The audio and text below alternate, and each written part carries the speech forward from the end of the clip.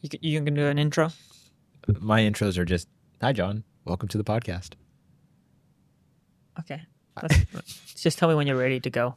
That was it. And I'll snap on. That was it. Are you going to put that in the video? I don't know, maybe. You did say you prefer pride over humility.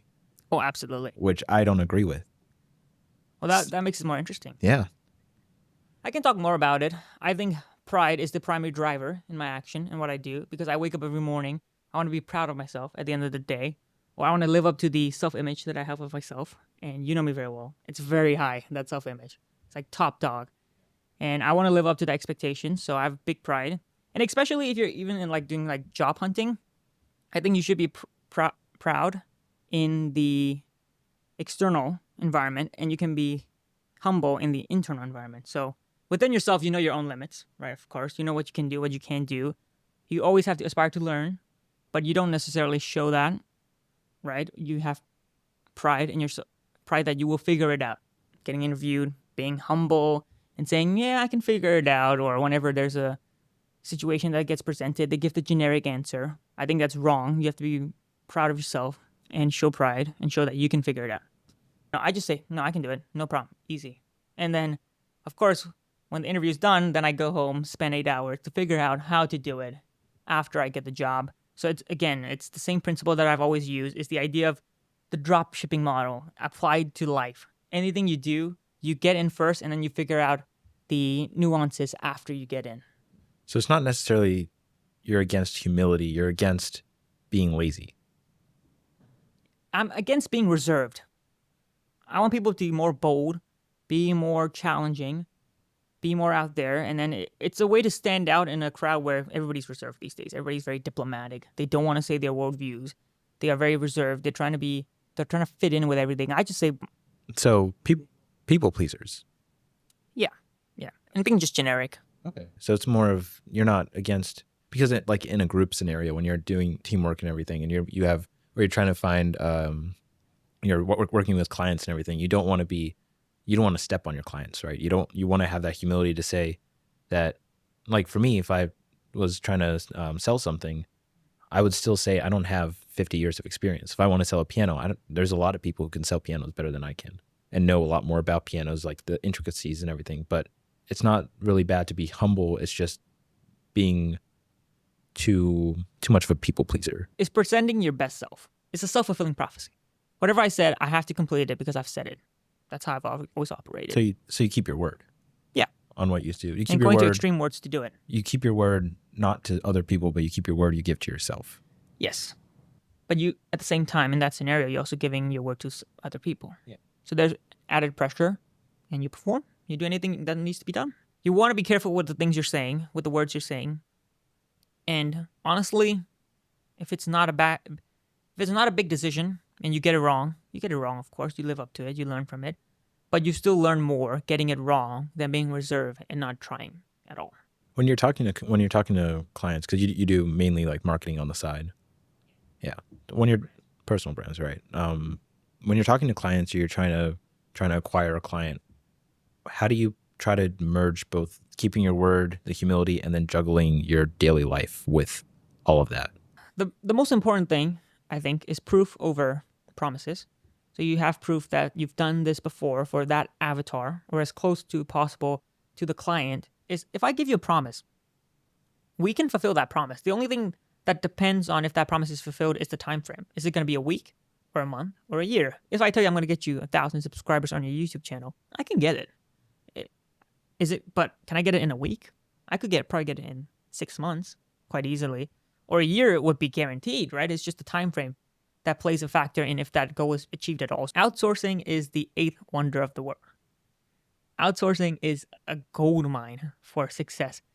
Because I think the biggest business model that's been developed in these past few years is called contractor arbitrage, right? You hire someone to do the work because in a business, we all know this, there's leverages that you can pull. There's money, time, and then expertise, right? So let's say you don't have money, which most people don't. Let's say you have relative expertise or basic expertise, or we can even go as far as to say you have no expertise. So you only have time. You only have time. to deliver. Everybody has the same amount of time. So that is a constant. So what you do is any service-based things you're working on, the only thing you are going to be doing is the marketing and sales, customer acquisition, because the fulfillment is going to be done with a contractor that you hire from a place where the dollar holds much more values. So Eastern Europe or South America or Southeast Asia, you hire that, and then they do the delivery of the service of what you've just sold, and then you even learn the delivery in the process of when it's being delivered. So you're just a middleman, and I think that's the best way to get into business. How do you build your trust with both your clients and your contractors? Well, with the client, you do the onboarding call before they even purchase. So that sometimes that's called the delivery call. And in that process, you pretty much figure out the client from head to toe and even to see if they're even a good fit. So at that point, you would know if the client is someone you can genuinely help. And you can add more friction if you want to qualify the client more in the customer acquisition process. So if you're doing content and you're getting a customer through content, you can add a landing page, you can add a VSO in that, you can add a form in that. And the more friction you add, the more qualified the lead. So if you want more qualified lead, add friction. If you want less qualified leads and more quantity, remove friction. So that's one way to qualify clients. And if you have a good client, you're going to have trust. So that's no problem. But in terms of getting trust with the contractor, you're just going to have to go through a lot of garbage to find the hidden gem in there. And you can speed up that process if you have some expertise in that, but you do have to spend some amount of money in the acquisition of the contractor. You have to look at it as another, like how you're acquiring a customer, you're also acquiring a contractor, right? It's the same processes. So you're going to have to invest some money in it. But usually if you have a body of work, and if you have a brand, if you have a page or social media page and a good following, people want to work with you, especially from those places where I've just mentioned, Southeast Asia, Europe, Latin America. Those people just want reliable work, right? Because you're already paying them much more significant amount of money compared to their local market. So they just want reliable work. And in order to get reliable work, if they see you have a content page and if you have a brand, they know you're pumping out X amount of pieces of content or working with X amount of clients, then they're going to want to work with you, and they're usually more than happy to do 1 test edit, 2 test edit if you have a good brand. And in that way, you can just filter out the good ones and the bad ones. How long have you been doing this? Doing what? Doing general business, general marketing and such.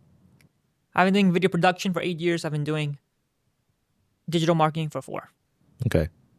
And I'm 20, so I've been doing video production. Okay, so you started like basically child labor. Yeah. Yeah. Yeah. My brother told me on a summer, hey, why didn't you start YouTube? And I said, all right. And I started it. Yeah. And that was the journey. Yeah. Then you started with Minecraft videos. I don't want to talk about that. Yes, I did. Started with gaming videos because a 12-year-old me was interested in gaming. I was quite a big gamer then. There's a lot of videos on YouTube, just Minecrafters.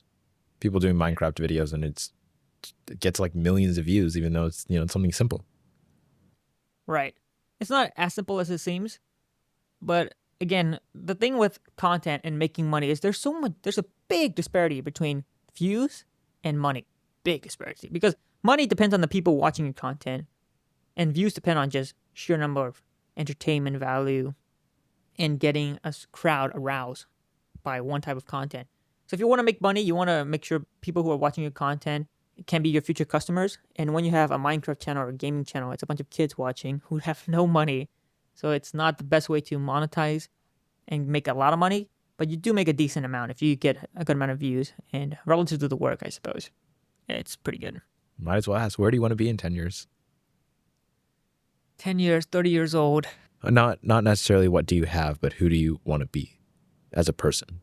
Your mental state, your emotional state, your intellectual state, financial state. Well, financial would be more of physical things, like the non-physical things, the things that happen in the gray area of your mind.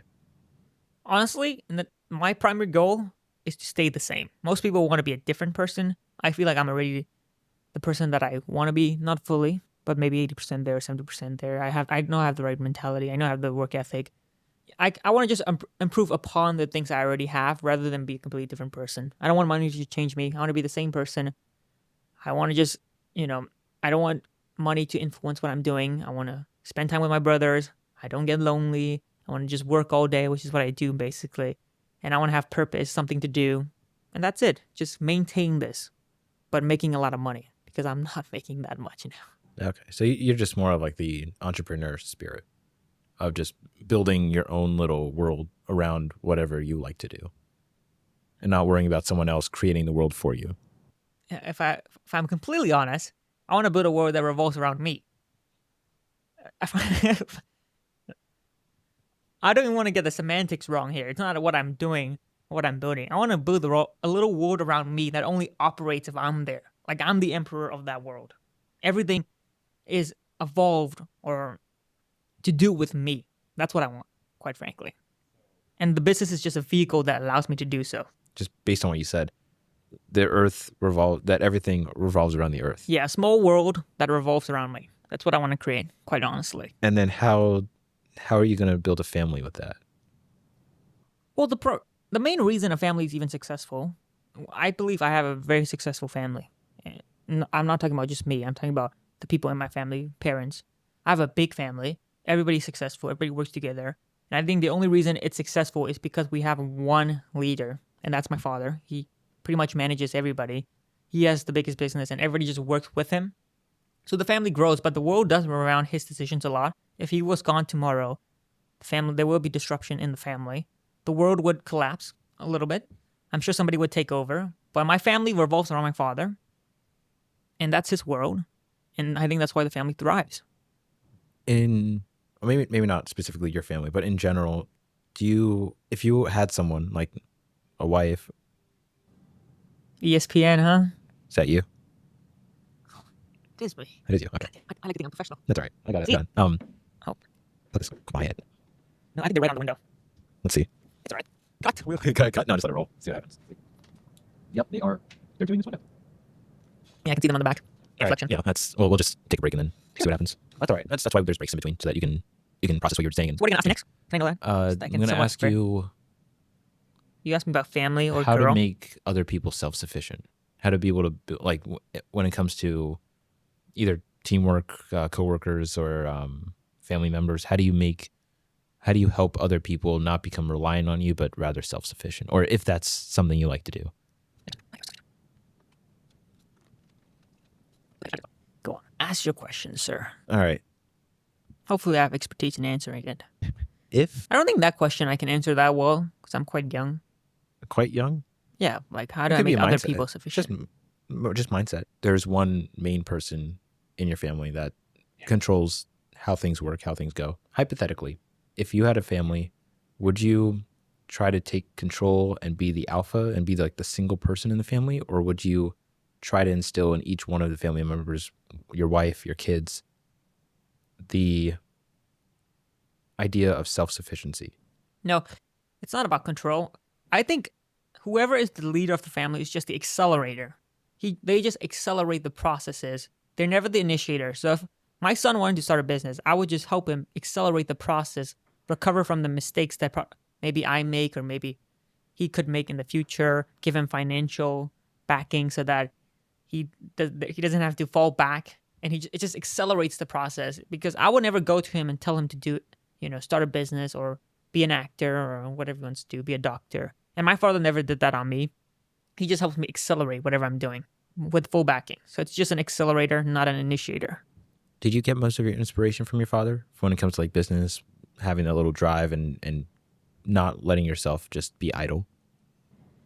Yes, but I'm also quite different from my father. Surprisingly, you would think my father's like me, but he's actually the complete opposite. He's very humble. Oh, he is? He's very humble. Oh, no, I want him on the podcast. I don't want you. Get I out. think he's too humble. But since he's a business owner, he can do it. Because if you make money, your own money, you don't really have to worry about what other people think. So he can do whatever he wants. So I think that allows him to be humble because he's a business owner. If he was an employee, I don't think he would survive in this world because he's humble. Would you say that your father's humility and then let's see, you prefer pride over humility? So if you were pride, your father would be humility. My mother's also pride.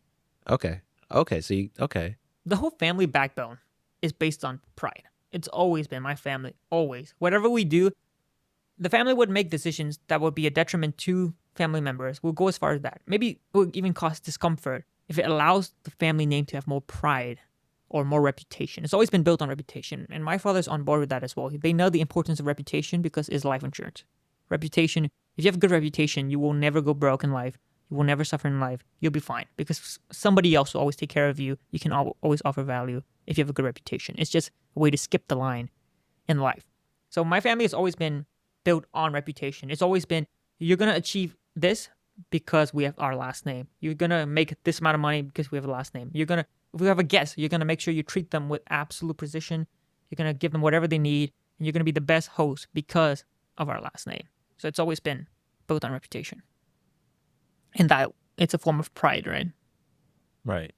But is there, I guess the only thing I would say is that I wouldn't be aggressive about that. It's kind of like in my family, that's just standard. That's kind of like the bare minimum that keeps everything together. It's not like it's not like a military sense. It's more of like, this is already the baseline that we build everything on top of. And it's kind of just an expectation. Head of the families, they're starting to be more less rigid in their philosophies. They're starting to be more focused on happiness, and that's fine. I think that works with the girls. Disgusting. Being happy? Yeah. Dang, man. Wow, you should really be depressed all the time, every day. I agree. I don't think it works with the boys. It might work with the girls, being happy, but with the boys, no. Is it possible to be happy and ambitious? To have that little... Well, what's happiness? What? Just define like, whatever what my definition of happiness. If you say I'm happy, what does that mean? Dang, that's a good question. What is happiness? It's definitely inner peace. That's one thing. Being comfortable with who I am, understanding both my logical and my emotional side, and then being able to take all that and pursue exactly what I want to do. Being comfortable with who I am, who I want to be, and how do I get there. Who you are, you said being comfortable with who you are, who you want to be, and how do you get there? But if you're satisfied or if you have inner peace, where's the drive? I'll never be satisfied. Well, then that's where the conflict comes in. Inner peace and satisfaction. It's quite contradictory. So if you have inner peace but you're never satisfied, you don't have inner peace. That's what I mean. That is my inner peace. That you're not satisfied? Yeah. I'm very comfortable with not having enough. But not having like... So when I look at the person I'm going to be in 10 years, because I'm always thinking about that, I kind of have... You know how everyone has like a little inner monologue? Yeah. Yeah. So my inner monologue is the person I want to be 10 years. It's always telling me, should I really be doing this, or should I be doing something better? Is this something that will make me better today, or will it hurt me long term? Should I really have something sugary, or should I eat something a little healthy? And of course, there's the forgiveness of knowing that the people around me are going to hurt me, people that I'm going to hurt myself. A lot of my problems, a lot of the problems that I have are self-inflicted. It's something that I could have done better to avoid or redirect or do something better with whatever conflict I have. But it's having that inner peace for me is knowing that there's going to be a lot of conflicts. There's going to be a lot of sadness. There's going to be a lot of things that are going to help me grow, but it won't feel right, or it won't have that little happiness spurt of like dopamine or serotonin. My inner peace is knowing that I'm not going to be enough, but that every day I'm slowly getting to that person that I'm going to be in 10 years, while also knowing that today, 10 years is tomorrow's 10 years. What do you want to be in 10 years? What I want to be, or who I want to be? No, what you want to be, the results you want to get. The person I want to be in 10 years is a better person than I am today. However, I know it's a very unsatisfactory response. It's generic. It's generic. It is very generic. But it's also true. The person I want to be... It's not measurable. That's the problem. Measurable. No, it's not measurable, because I don't know what to measure. Like, the only person I can compare myself to is myself. The person I was a week ago, for me, so it's end of October right now. 2 months ago, I was a completely different person. And that I'm going to continually change as I start understanding the world, as I start understanding pain, suffering, happiness, pride, ambition. There was one thing that a friend of mine said at one point, that I'm always changing my decisions. That I'll have one decision today, and then 3 days later it's going to be different. And that's not good, because you're always pivoting, you're always changing, but at the same time, I'm learning everything. I'm learning new things every day. When I first started doing this, I didn't have like good microphones. I didn't have a lot, and I just had my phone camera, and it was good enough for the time. But as I started realizing, well, I need certain microphones, I need certain setups, I need a certain camera that not only gets me where I am, but will be able to grow with what I want to do. You get to learn about like lighting, cinematography, audio design, and then like a whole bunch of things. And right now, I know that this setup, this backdrop might change. Microphones will change.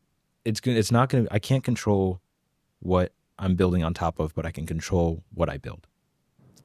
I have a question then. If you are vague about where you want to be and you don't know exactly where you want to be, how do you expect to get there? It's a good question. It's a very good question. So how do I? It's like saying I want to drive across the United States, but I don't know which state I'm going to land on. Well, and saying, well, I want to be at a state that I like eventually, but I don't know yet. Or I'll figure it out. Can I take that analogy? Yeah, run with it. So let's say I was starting in Virginia and I was going to a state. Doesn't matter what state it was.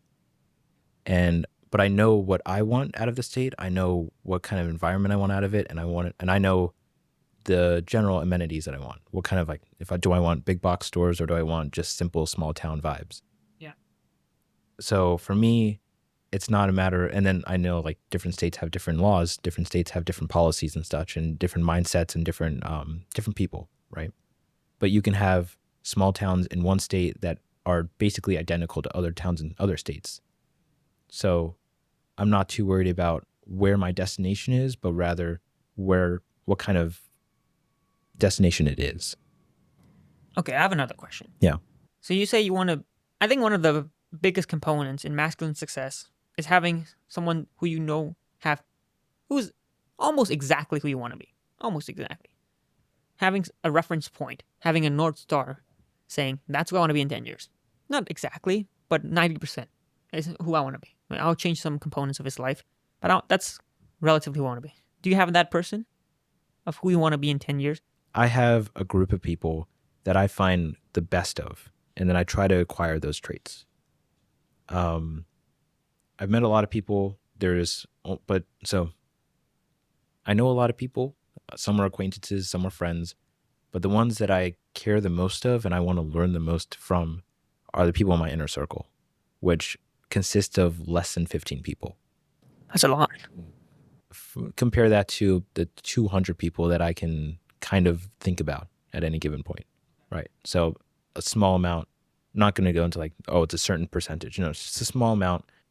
Maybe it might be even just 10 people that I look up to, people that, because I know everyone's not perfect. Everyone has their own way of going through life, their own difficulties, you can't blame someone for being hurt by their past, right? Like a lot of people get hurt by the past, and it's balancing the emotional and the logical trauma. You can't blame them for it. Yeah. You can blame them for it. You can blame them for how they took it. Sure. You can't blame them for getting hurt or not wanting to have that same pain again. Usually I can summarize the person, the best qualities of them, usually with one word. So either faith or discipline or masculinity. Trying to think of one person specifically. Stubbornness. Stubbornness.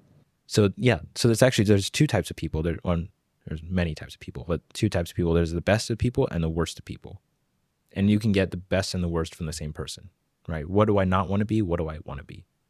And then just knowing that as long as I have that little cycle going through my head saying that I want to be this person and this is how I want to get there, I know I'm going to make mistakes. I know I'm going to be always changing, right? I'm going to forget about certain aspects that I like. I'm going to remember I'm going to do the bad things that I don't like.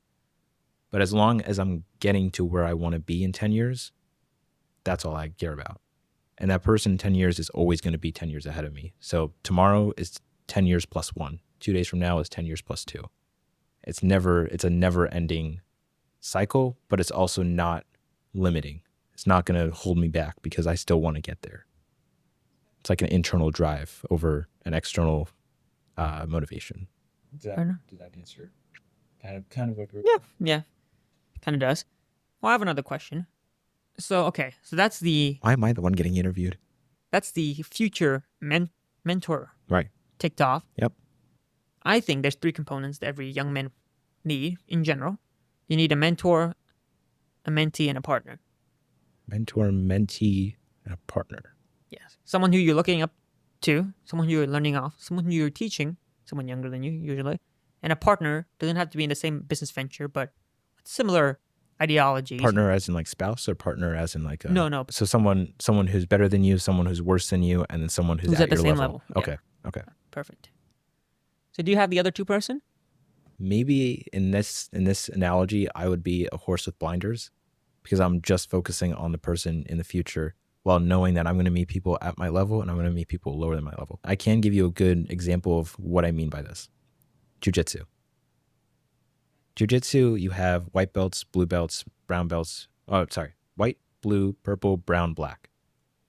Black belts, I know a lot of very good black belts. And when I say a lot, I mean like 4 that I can think of right now.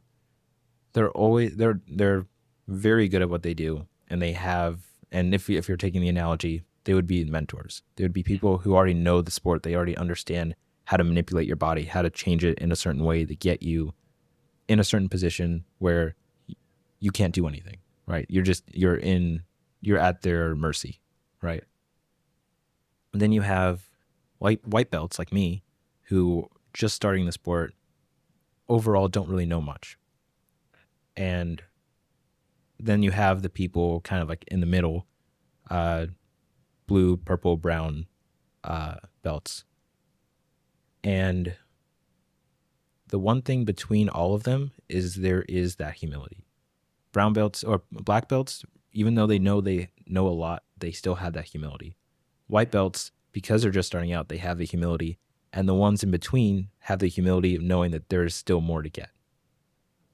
So, but the black belts know that the white belts are the ones that are going to continue the sport, and the white belts know that the black belts are the ones who already understand it.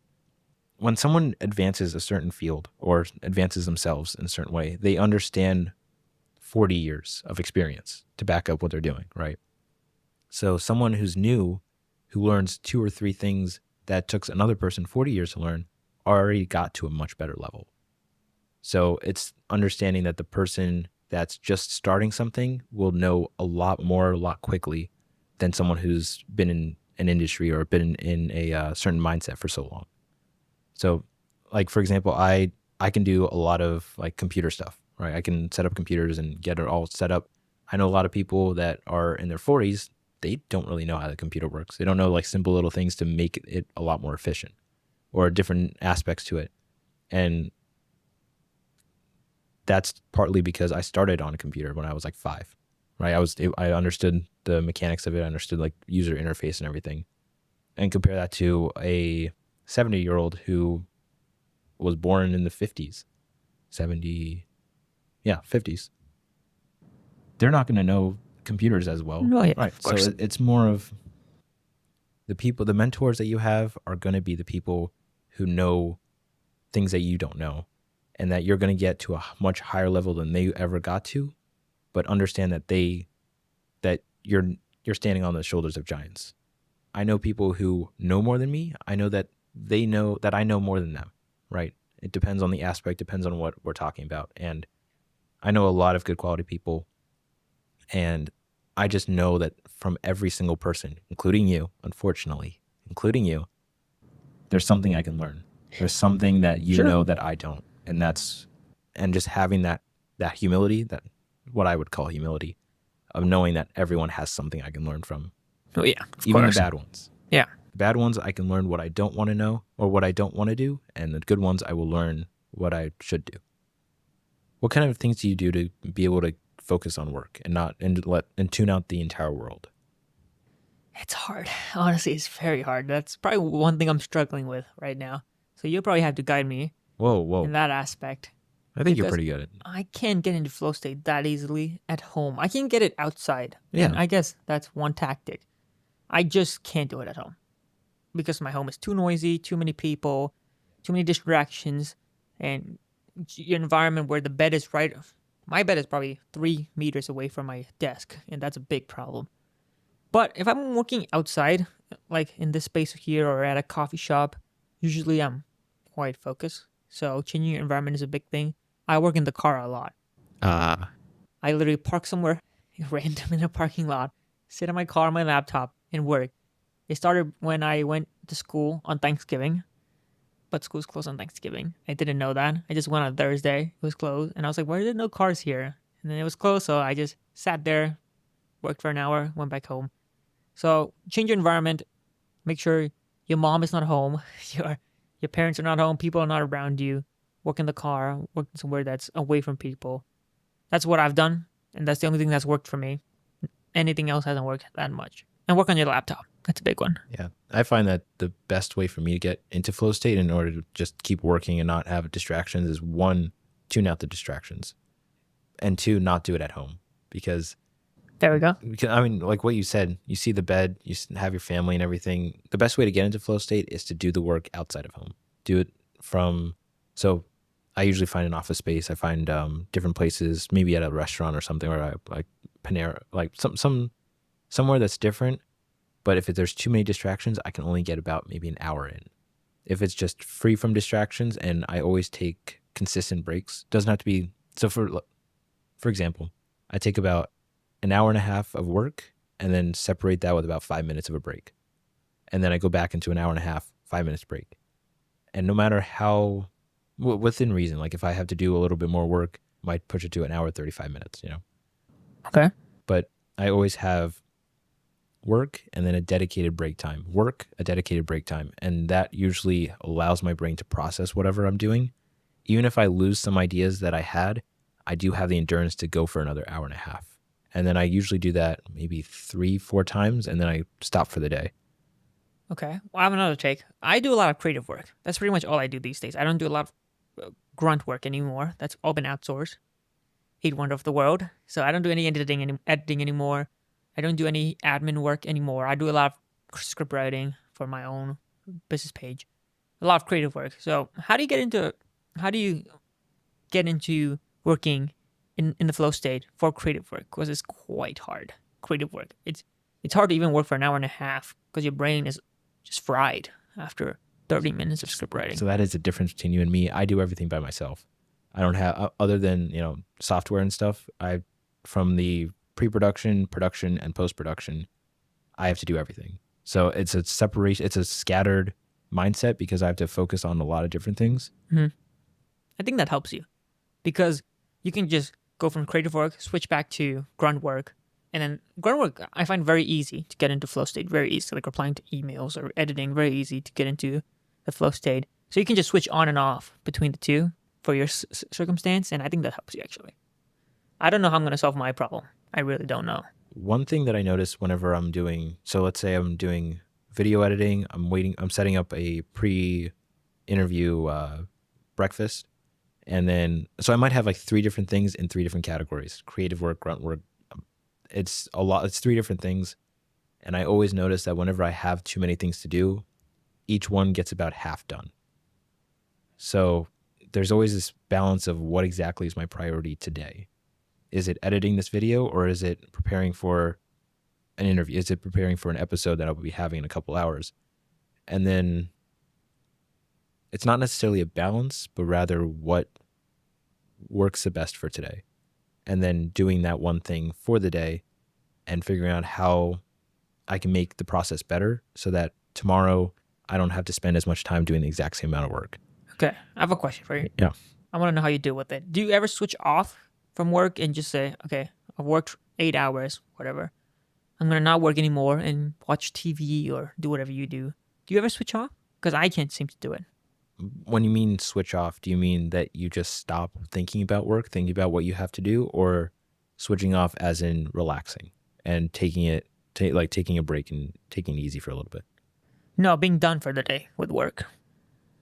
If you're really good at what you do, you can't finish. There is no end of the day. But if I switch off, it's usually half off. Because if I switched off 100%, my brain is going to crave the connections. So you know how whenever you make a connection, a little spurt of dopamine goes into your brain, and then you make more connections. When I make more connections, my brain craves that hard work, craves the little details, the streamline, the process, making things more efficient, organizing everything, and making it so that when I do if it took me an hour to do something today, that tomorrow will take me 10 minutes. And so whenever I switch off, it's usually my brain, I have to let my brain process whatever it is. And then when I finish that, my brain comes back and says, okay, I know exactly what to do. So even if I'm watching a TV show, sometimes I do it, once a month, I will watch it and I'll be typing something in Google Doc as the TV show is playing in the background. Or even if the ads come up in the TV show, I will spend that 10 minutes doing something. I can't seem to completely just switch it off and be like, I'm done. I think that's a good thing. So I never really thought about switching off. I've always thought about trying different things to distract myself from whatever I'm doing, and then finding out if I can make connections with that. So let's say I've been working for 5 hours, right? Off and on with breaks in between, but 5 hours, and I feel like I'm pretty much done with what I'm doing. I usually try to do something different. So I'll go to jujitsu. I'll maybe talk to someone that I know is better than me or in a better position, and we'll just have conversations and my brain will always be attenuated to small little connections. My brain won't switch off. It'll just go into like a passive mode where it's not actively trying to find connections, but it's passively waiting for something to spark. And then when that happens, I'm usually right on my phone trying to fix whatever I was doing. Okay. And have you found that certain times of the day are better for you to work? So I have, in my schedule, I've got my optimal work time, my suboptimal work time, and my passive work time. So optimal is when I can get the most amount of work done. And then it's usually until about 12 or 1 o'clock. And then for the next hour is, lunch or go for a walk or something. And then I have my suboptimal work. I can't do as more creative stuff. So I do kind of like the more routine, like spreadsheets or the grunt work. And then after that, my brain goes into a passive mode that I can't really think critically. I might take a nap, and then 8 o'clock hits and I start editing until 1 a.m. Right. So it's knowing what your body's capable of, being self-aware of it, and then taking advantage when things get better. And you live alone, right? Has that been beneficial? I would say, I would assume so. yeah, I would say the freedom comes with a lot of responsibility, because when I first started, I started realizing that I would start getting lazy for little things, like things that would normally work every day that I would just do routinely. I would get lazy. I would start, maybe sleeping more than I would usually do, or I might not get things done. It's just the self-awareness and the discipline to say that, yes, you're free, but that also means that you can't be idle. You having to control yourself and having the responsibility of maintaining your own life and maintaining your own discipline. Because I know there's plenty of people out there who just play Minecraft all day, or they'll take the Sunday and they'll just do nothing. I don't understand that. My mind is always working. It's always processing. It's always trying to figure out new things to do. And I don't want to stop. And I'm still experimenting, seeing how that goes.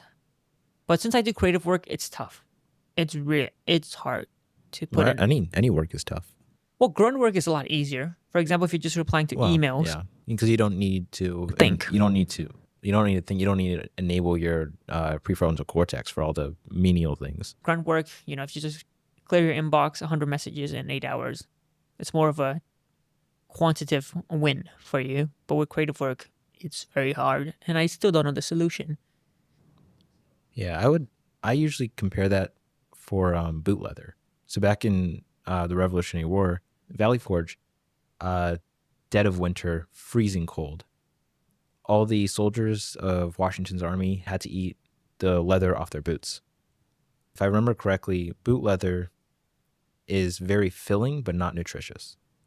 So I always try to figure out whether or not the work I'm doing is boot leather. Whether is it filling but not nutritious, or is it nutritious but it doesn't fill you up? And there is the work that is fulfilling and fills you up. And like there would be times when I'll be working on something and it'll be just one sentence, and it'll take me 6 hours to figure out what that sentence is.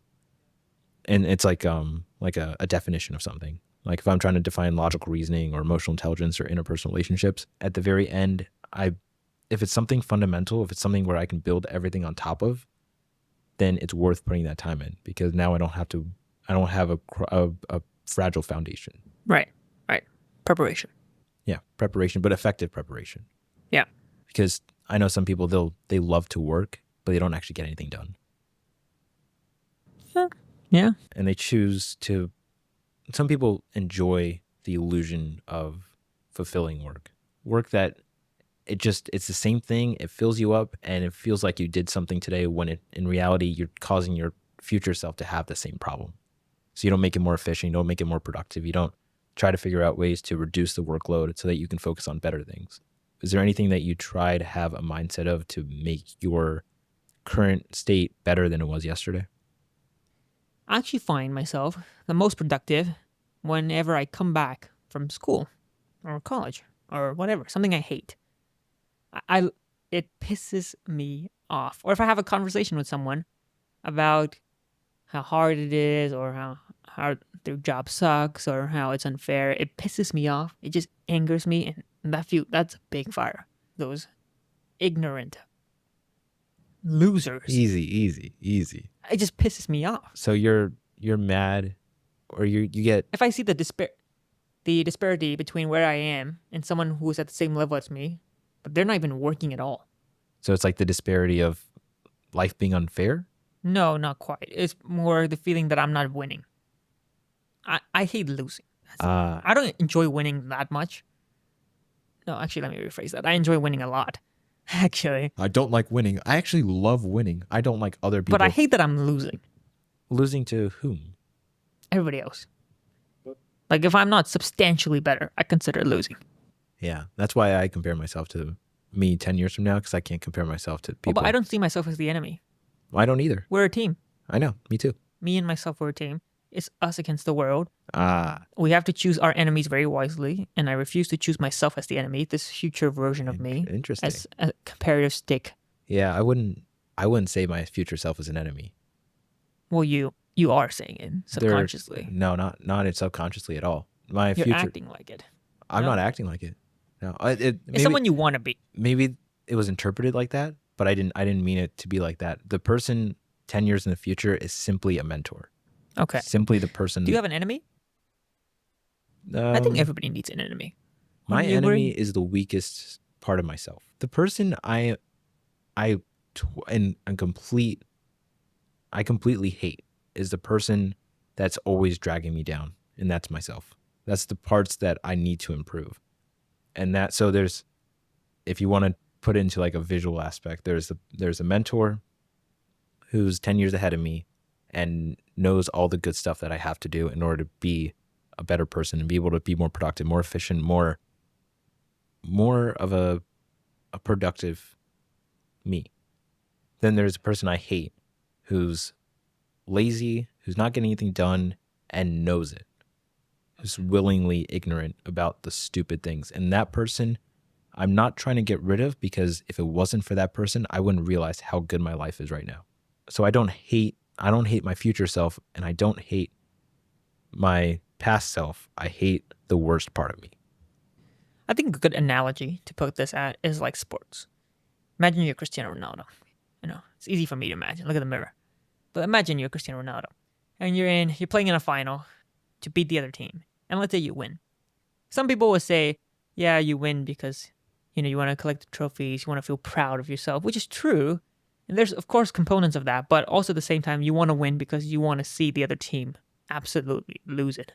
You want to see the tears in their eye. You want to see the disruption that you've caused in their lives. I wouldn't You want want that. to dominate. And no, Interesting. you don't feel bad. You don't necessarily feel So you want to hurt them, but there is a satisfaction that you gain in seeing the opposition lose. I don't. You'll say this, my friend. You'll say, I just want to do it for the trophy. Because, for myself and me. Okay. Right? Or you want to say, you want to get closer to who you want to become. Yes, of course, there's components of that. It's not one or the other, but it's to what degree is one over the other. And I would say, Even it's not even about the trophy. It's, haha, I'm better than you. Yeah, I do that to myself. Okay. So I can't control someone else, obviously. I can't control what they do. I can't control how they treat me or how they act towards me, but I can control how I respond and how I formulate my thoughts. The thought is an initial idea. Then I have the decision to choose what I want to do with that. And then I have the action is how I implement that decision.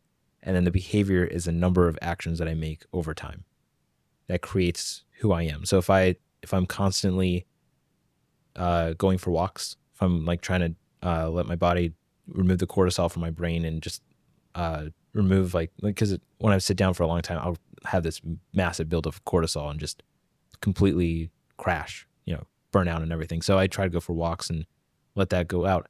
And if I do that enough times, my brain will detect when there's a level of cortisol or a level of frustration that I have. And then the behavior becomes, I'm stressed out. Let me go for a walk for 5 minutes and see if that helps. And it usually does. Fair enough. So you don't find satisfaction in the demise of your enemies, your opponents, I find your satisfaction. competitors. I find satisfaction in becoming a better person. Because anyone else can do whatever they want. Like if I try to compare myself to someone who's been training in jiu-jitsu for 15 years, there's so many things they're not going to show me. I will know as much about someone as they're willing to tell me. And I don't know what they're going through. I don't know who they are, what kind of things that they had to do. But I do know that there is some things I can learn from them and that I don't want to destroy them. I don't want to hurt them. I just want to take as much as I can from them in terms of how to make myself better. And then also the bad things. What can I not do or what I should not do? Well, I'm not talking about the learning phase. I'm saying, let's say you were in a fight with that guy in a jiu-jitsu competition, It's and you a win. Friendly fight or Competition. competition? Okay. Then you beat him in Okay. the final or Yeah. whatever. Let's say he's a year ahead. It doesn't really matter. Yeah. If he's a year ahead, not a year ahead. If you're competing with him, it's common ground, right? Nobody cares about if they're better than you. If you're competing with that guy and you beat him, you destroy him, you annihilate him. You don't feel happy that you beat him? That he lost to you? All his hard work has gone to waste because you just beat him. No. In front of his family. I would not see him as someone I destroyed, someone that I broke down and like broke them in half or something. I'd see them as someone who, because there's going to be mistakes that I make throughout that match. Every match, I'm going to make mistakes. Well, yeah, of course. So I don't focus so much that I destroyed him, but rather, what did I learn from him? I know it's a weird. Everything I try to do is a learning experience. So I don't try to diminish other people for my own satisfaction, but rather know that there's something I can learn from them, even if they hurt me, even if they do a lot of things against me that I didn't want to hurt you. I didn't actually want to make you feel pain, but you made me feel pain. That's just at that point, you let it go. Or I let it go. I let it go of whatever problems that I have with it. It's just like, I have this problem now. Let me try to fix it. And then I'm not going to let this stop me. It's like horseback riding. When the horse, there's been times when I'll fall off the horse. And the first time I fell off, I cracked a lot of the cartilage in my hip. And it sounded really bad. I went into a state of shock for about 5 minutes. I was on the ground, frozen. Solid, maybe not 5 minutes, maybe 3 minutes, but it felt like a long time. Best thing to do at that point is to get back on the horse. So there's not the fear. So as long as I understand that the best way to get back into something is to not be scared of it. It doesn't matter if I'm not trying to hurt someone else. I'm not trying to gain the satisfaction of making other people feel bad about themselves. I'm just trying to figure out what can I learn from them. And if I can't learn anything from them, I don't want to talk to them. They're not worth talking to. But you've just said you can learn from anybody. Yeah, I can learn that I don't want to talk to them. Do you ever get that feeling when you meet someone and they're so different? And look, I know it's cliche, you can learn from everybody, but they're so different from your goals and they're just lazy and... You just learned something. You just learned what you don't want to be. So you learn I already something. knew that. Yeah, but you reinforced it. So Reconfirming. yeah, it's like you have a foundation and you just added more concrete and just reinforced it. I don't want to be like that. Great, move on. If they want to engage in a conversation, great. I'm not going to be 100% active in that conversation unless there's something that proves me wrong that I didn't see initially.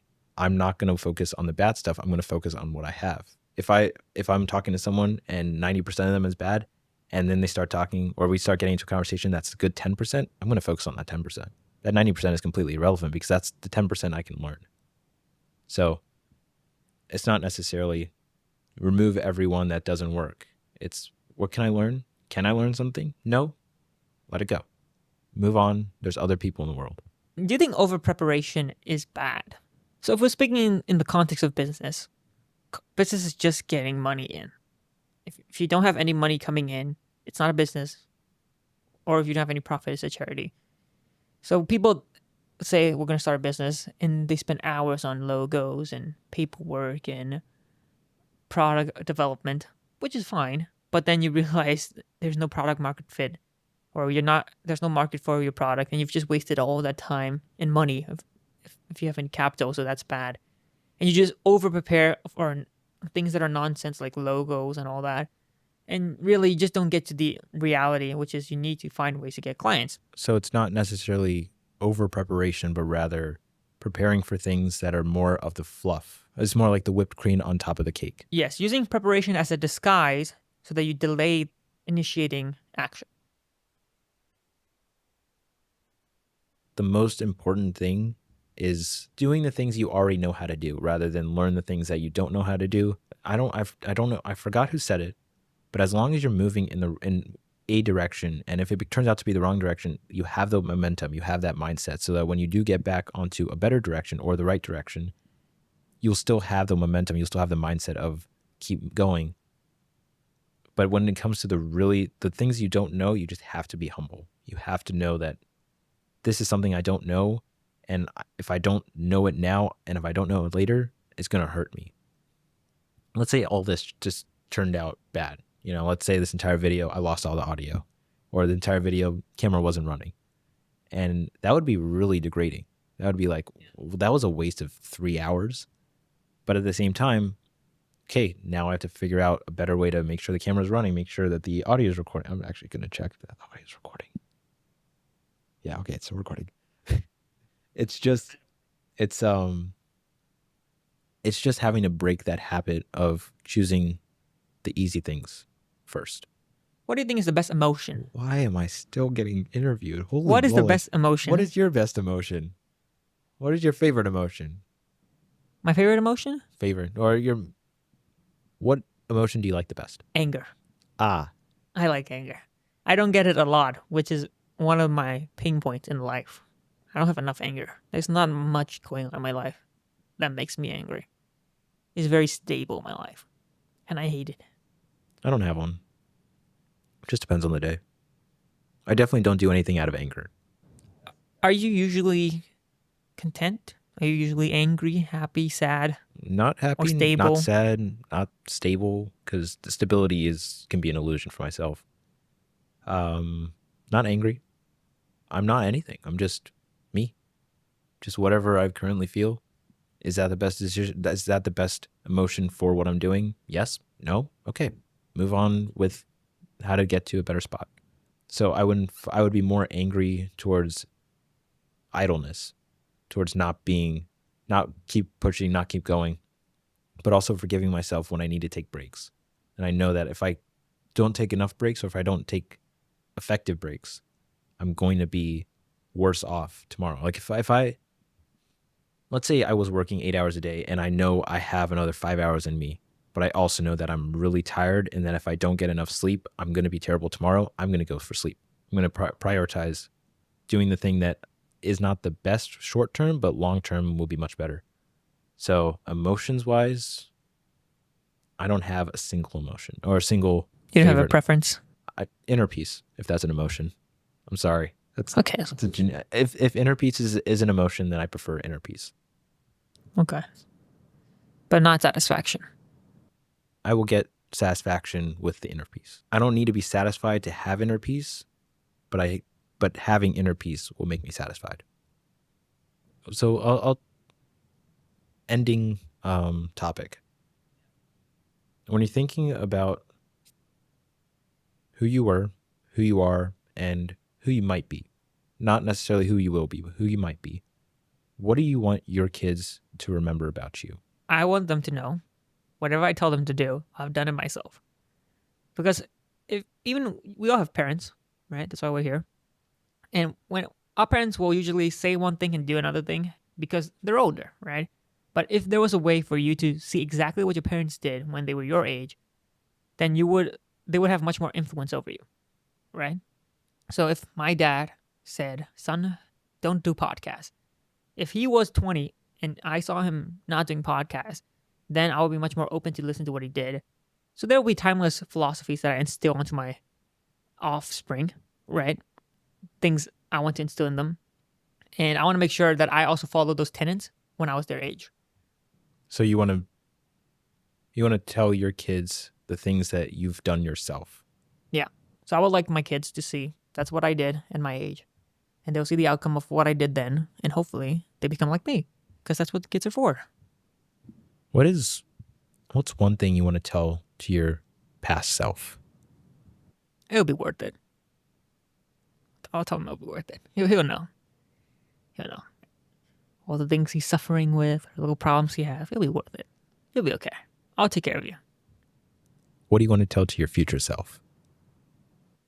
I mean, ask or tell? Both. Or whichever one feels better to answer. You better be enjoying the fruits of your labor.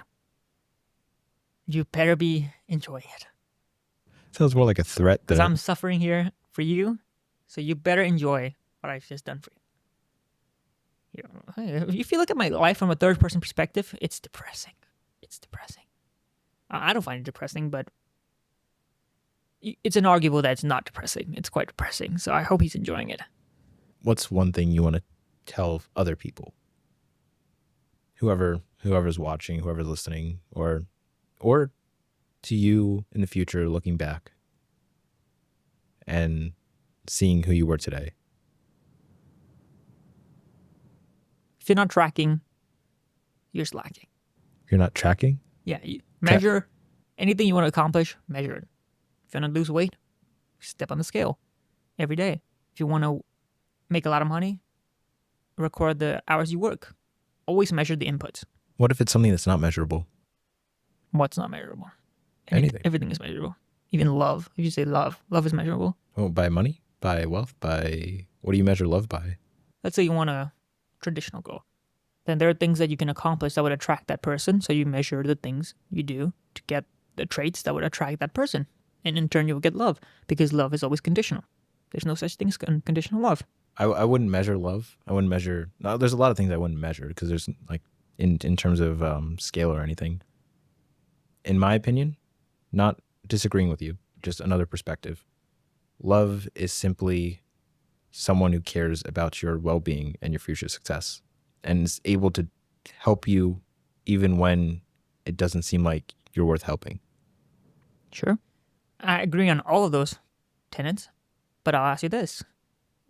Do they love you because they see your future self, how you will be useful in the future, or how you are already useful? That I can't. Do you think unconditional love exists? Unconditional love? For a man? For a man. For a woman it exists. Or a dog, or a child. Define unconditional. Love no matter the circumstances that you're in, no matter what. A love that a mother would have on her children. That's unconditional love. So there is such thing as unconditional love? Yes. Between a parent, yes. Anything else? No. So that's something that you can get from other people. You can't. Except your mother or your dad. Not from everyone. Not from, like, I'm not saying like 100 people. I'm talking about like 4. And but you can't get that love from a friend. Ever. I would say you can get that love from family. You can't get it from someone outside your family. Maybe your sister, your brothers, and your dad and mom, but that's 4 people. Yeah, that I would say that would be love. There's no conditional part to family. And that when it comes to dating, marriage, whatever it is, you're putting that person, well, obviously not dating, but when you get married or anything, that person becomes part of your family. And if there's a conditional love on that, then it's not someone that has to be in your family because they're not going to be there when you need it. I still think that love is conditional, even if you marry. Yeah, they're in the family, but Yeah. I don't know. I don't have experience with that though. I don't have I've never you been can be in a an relationship. observer. Yeah. As a third person, having a person who finding someone to be a part of my family is finding that unconditional love. Yeah. All right, fair enough. Yeah. What's one last thing you want to leave with? You're putting me on the spot. Just one small thing. Doesn't have to be a lot. One last thing I want to leave with. For me, would be finding that inner peace. Find what makes you happy, but also content with not being perfect. Okay, I'll leave you with something else. Playing off that, always be angry. Always be angry. This isn't advice because I don't know more than you that much yet because I'm still young. But that's what's worked for me. Always be angry. 24/7. Find ways to always be discomfortable, unsatisfied, angry, agitated. Yes, all the time. Just for the record, I do not agree with that. But we're going to leave it at that. And be so stubborn that you're willing to break reality. Okay. Easy. So that you're right. Easy. If you follow those two philosophies, there's no way you can fail. You're going to cause someone to commit suicide. Understand your emotional state. Be self-aware and have the emotional intelligence while also working on your intellectual intelligence. Been a good chat. Yeah? Has it? You gonna invite me again? No. Oh.